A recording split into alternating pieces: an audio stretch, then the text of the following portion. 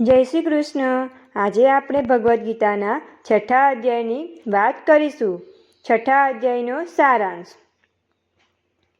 6થા અધ્યાયમાં શ્રી કૃષ્ણે અર્જુનને જણાવ્યું કે જે મનુષ્ય કર્મફળની ઈચ્છા વગરનો હોય છે તે યોગી છે। સમાધિસ્થ યોગીનું મન સ્થિર રહે છે। તે સમાન ભાવવાળા ને સમાન દ્રષ્ટિવાળા હોવાથી સર્વમાં પોતાને ને પોતાનામાં સર્વને રહેલા જુએ છે। બધા પ્રાણીમાં પોતાની જાતને જુએ છે। કાળજીથી યત્ન કરતો નિષ્પાપને લોકજન્મે સિદ્ધ થયેલો તે યોગી તે પછી પરમ ગતિને પામે છે। આવો યોગી તપસ્વીઓમાં અધિક ને અગ્નિહોત્રાદિ કર્મ કરનારાઓથી શ્રેષ્ઠ મનાયો છે। એટલે તું યોગી થા। જ્યાં સુધી પરમાત્માના સ્વરૂપ ગુણ ને પ્રભાવ જાણવામાં આવતા નથી ત્યાં સુધી અંતરાત્માથી નિરંતર ભજન થવું જોઈએ। જે મનુષ્ય અંતરાત્માને મારામાં દ્રઢ કરીને શ્રદ્ધાને પ્રેમથી મારું ભજન કરે છે તે બધા જ પ્રકારના યોગીઓમાં શ્રેષ્ઠ છે। આત્મસંયમ યોગ। ભગવાન શ્રી કૃષ્ણએ કહ્યું કે હે અર્જુન, જે કર્મફળની ઈચ્છાનો ત્યાગ કરી ફક્ત કર્તવ્ય બુદ્ધિથી શાસ્ત્રીય રીતે પોતાના કર્મ કરે છે તે સંન્યાસીને યોગી છે। પરંતુ જે અગ્નિને ક્રિયાઓનો ત્યાગ કરનાર છે તે સંન્યાસી કે ત્યાગી પણ નથી। હે પાંડુપુત્ર, જેને જ્ઞાનયોગ કહેવામાં આવે છે તેને જ તું કર્મયોગ સમજ। કર્મફળને સંકલ્પનો ત્યાગ કર્યા વિના કોઈ યોગી કે સંન્યાસી થઈ શકતો નથી। જેને યોગમાં પ્રવેશવાની ઈચ્છા છે તેવો સંયમી પુરુષ જો આસક્તિ રાખ્યા વગર કર્મ કરે એને સાધના કહેવામાં આવે છે। માટે ફળ અપેક્ષા રાખ્યા વગર કર્મ કરવું જોઈએ। દરેક પુરુષે તન મન ઇન્દ્રિયોના સંયમ વડે આત્માનો ઉદ્ધાર કરવો જોઈએ। પોતાનો ઉદ્ધાર કરવો કે અધોગતિ વહોરવી એ મનુષ્યના પોતાના હાથની વાત છે। સારા વર્તનથી મનુષ્ય પોતાનો બંધુ બની શકે છે અને ખરાબ વર્તનથી પોતે પોતાનો શત્રુ બની શકે છે। જે બધી હાલતમાં ઠંડી ગરમી માન અપમાન તથા સુખ દુઃખ ઇન્દ્રિયોને કબ્જે રાખી શાંત રહે છે તેને પરમાત્માનો અનુભવ થાય છે। જેણે મનને જીત્યું છે એને જગતને જીત્યું છે। જ્ઞાનને વિજ્ઞાનથી જેણે તૃપ્તિ અનુભવી છે, જેના સઘળા વિકારો શમી ગયા છે એને મન માટી સોનું આ બધું એક સરખું છે તે યોગીને મુક્ત યોગ સિદ્ધ કહેવામાં આવે છે। જે મનુષ્ય મિત્ર અને શત્રુમાં તથા સજ્જન અને દુર્જનમાં સમભાવ રાખીને વર્તન કરે છે તે શ્રેષ્ઠ કહેવાય છે। યોગીએ એકાંતવાસ સેવવો, તન મનને વશમાં રાખવા, કોઈ પણ વસ્તુની આશા ન રાખવી, ઈચ્છા ન રાખવી, રોજ હૃદયને યોગાભ્યાસમાં લગાડેલું રાખવું, યોગાભ્યાસ માટે એકાંત સ્થળ પસંદ કરવું, તેને પવિત્ર બનાવી દર્ભ મૂર્ખ ચર્મ કે વસ્ત્ર પાથરી તેની ઉપર આસન પાથરીને બેસવું। ત્યારબાદ મનને સ્થિર કરી મન ઇન્દ્રિયો પર અંકુશ જમાવી યોગાભ્યાસ કરવો। આથી હૃદય શુદ્ધિ થાય છે। યોગાભ્યાસની ઈચ્છા કરનારને પ્રથમ બ્રહ્મચર્ય પાળવું, મનને શાંત રાખવું, આસન ઉપર બેસીને શરીર સ્થિર કરી ગરદનને મસ્તકને સીધા રાખીને નાસિકાના અગ્રભાગ ઉપર નજર રાખીને મારું ધ્યાન કરવું। આને સમાધિ કહેવામાં આવે છે। તેનાથી તે શાંતિ પામે છે। હે અર્જુન, પુષ્કળ ખાનાર ને કે ભૂખ્યા રહેનારને, ખૂબ ઊંઘનારને કે આખી રાત જાગનારને યોગ્ય સિદ્ધિ થતી નથી, પણ જે મનને વશ કરી આત્મામાં નિગ્મન રહે છે, જેણે બધી કામનાઓ ત્યજી દીધી છે તે મનુષ્ય મુક્તયોગી કહેવાય છે।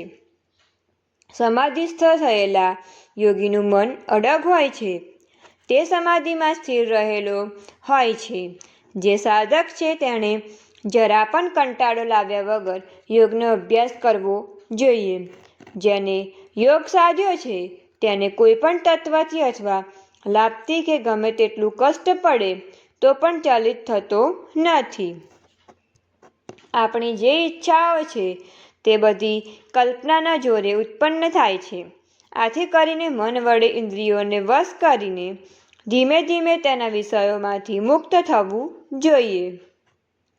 સાધકે કોઈ પણ બાબતનું ચિંતન ન કરવું. આપણું મન ખૂબ ચંચળ છે.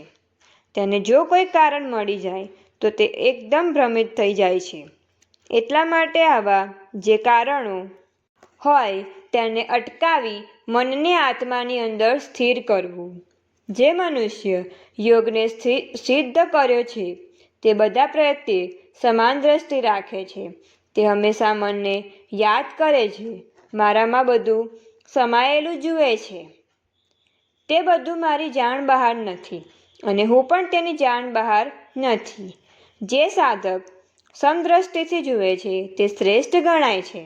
અર્જુને પૂછ્યું, હે શ્રી કૃષ્ણ, મને યોગને યોગીનું સ્વરૂપ બરાબર સમજાતું નથી. મારું મન સ્થિર નથી, એટલે હું પોતે સ્થિર ભાવે જોઈ જાણી શકતો નથી. મનને સ્થિર કરવું ઘણું કઠિન છે. શ્રી કૃષ્ણએ જવાબ આપ્યો, હે મહાબાહુ, આ ચંચળ મનને આપણે અભ્યાસ વડે જરૂર વશ કરી શકીએ. મનને વશ કરી યોગમાં પ્રયત્ન થાય તો તે યોગમાં સફળ થાય. ફરી અર્જુને પૂછ્યું, હે શ્રી કૃષ્ણ, જે મનુષ્ય યોગની સિદ્ધિ હાંસલ નથી કરી તેને બીજી કઈ ગતિ મળે છે?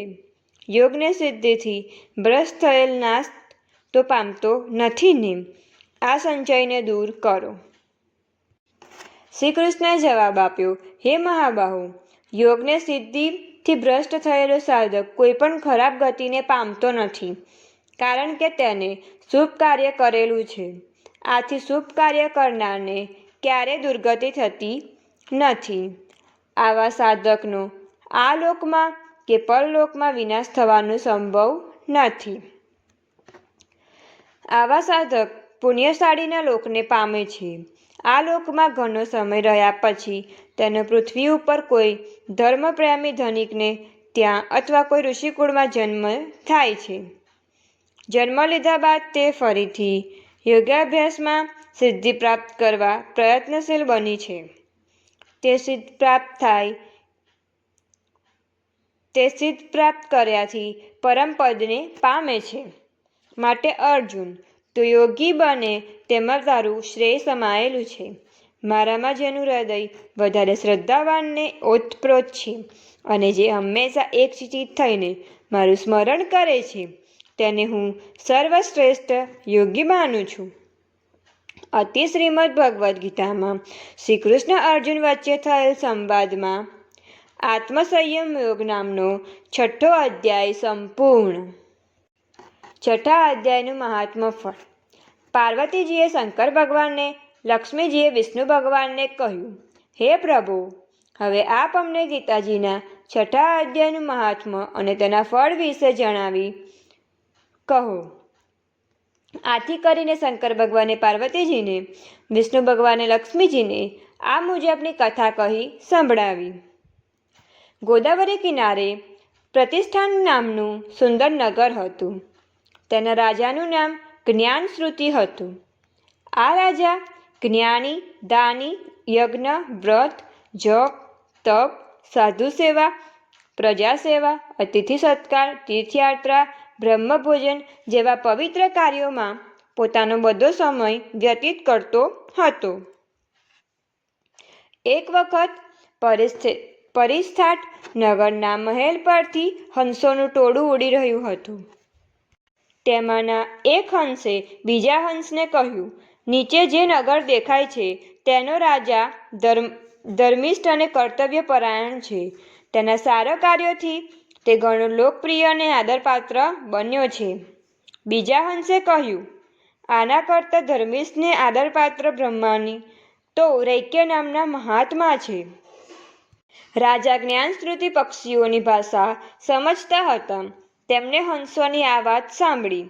તેથી રૈક્યને જોવાની તાલાવેલી જાગી. રૈક્ય કાં રહે છે તેની રાજાને ખબર ન હતી.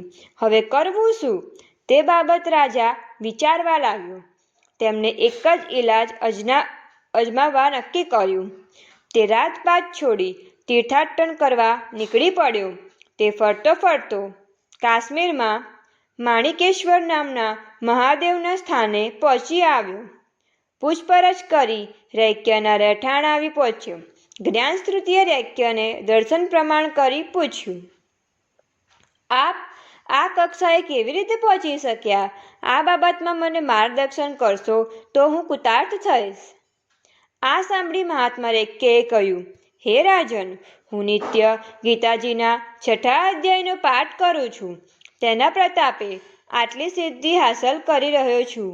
આ સાંભળી રાજા જ્ઞાનશ્રુતિએ પણ ગીતાજીના 6થા અધ્યાયનો પાઠ કરવા માંડ્યો. આ પુણ્ય બળે રાજા બધા સુખ ભોગવી છેવટે તે વૈકુંઠ પામ્યો.